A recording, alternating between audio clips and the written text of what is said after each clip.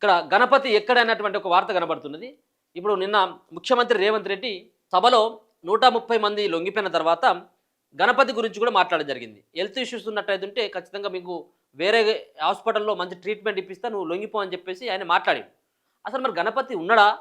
లేడా? ఉంటే ఏడ ఉన్నాడు? అనేది ఒక వార్త కనబడుతుంది. గణపతి ఎక్కడ? ఇటీవల కేంద్ర మంత్రి అమిత్ షా ఎదుట లొంగిపోతారనే ప్రచారం, తాజాగా సీఎం రేవంత్ రెడ్డి సమక్షంలో సరెండర్ అవుతారంటూ వార్తలు, అలాంటిదేమీ లేకపోవడంతో గణపతి ఏమయ్యారని సర్వత్రా చర్చ. Most wanted Maoist leader Muppala Lakshmanarao alias Ganapathi జాడేది. మావోయిస్టు ఉద్యమం తుది అంకానికి చేరిన తరుణంలో ప్రస్తుతం ఆయన ఎక్కడ, ఏ స్థితిలో ఉన్నారు? ఇప్పుడు రాష్ట్ర వ్యాప్తంగా ఇదే చర్చ జరుగుతున్నది. మావోయిస్టు ఉద్యమంలో గణపతితో కలిసి క్రియాశీలకంగా పనిచేసిన లీడర్లు దేవుజీ, సంగ్రామ్, సోను, ఆషన్న, దామోదర్ లాంటి వారంతా పోలీసులను లొంగిపోయారు. పోలీసులను ధిక్కరించి ఉద్యమంలోనే కొనసాగుతామని భావించిన నంబాల కేశవరావు, ఇడ్మా లాంటి లీడర్లు ఎందరో కాల్పుల్లో మరణించారు. కానీ ఉద్యమంలో వీరందరికీ మార్గదర్శకుడైన గణపతి జాడలేదు.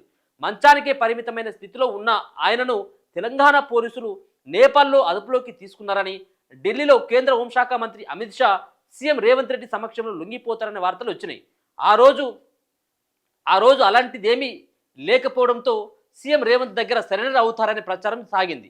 కానీ శనివారం లొంగిపోయిన 130 మంది మావోయిస్టుల్లో గణపతి లేడు. దీంతో ఆయన అసలు బతికే ఉన్నారా? బతికే ఉంటే ఎక్కడ ఉన్నారు అనే ప్రశ్నలు తలెత్తుతున్నాయి. పైగా గణపతి లొంగిపోతే ఆయన ప్రాణాలకు ఎలాంటి హాని కలగనీయమని సీఎం రేవంత్ ప్రకటించారు. అటు గణపతి ఆరోగ్యం సహకరించడం లేదంటూ పోలీస్ బాస్ శివధర్ రెడ్డి కూడా చెప్పడం జరిగింది. మరి మంచానికే పరిమితం అయిపోయిందని చెప్పేసి ఒక పక్కన, నేపాల్లో ఉన్నాడని చెప్పేసి కొన్ని రకాలైనటువంటి వార్తలు గతంలో వచ్చినాయి. అసలు బతికి ఉన్నాడా లేడన్నటువంటి అనుమానాలు ఇప్పుడు కలుగుతూ ఉన్నాయి. ఒక పక్కన అమిత్ షా ముంగడ లొంగిపోలేదు, నిన్న లొంగిపోయినటువంటి 130 మందిలో కూడా ఆయన లేడు.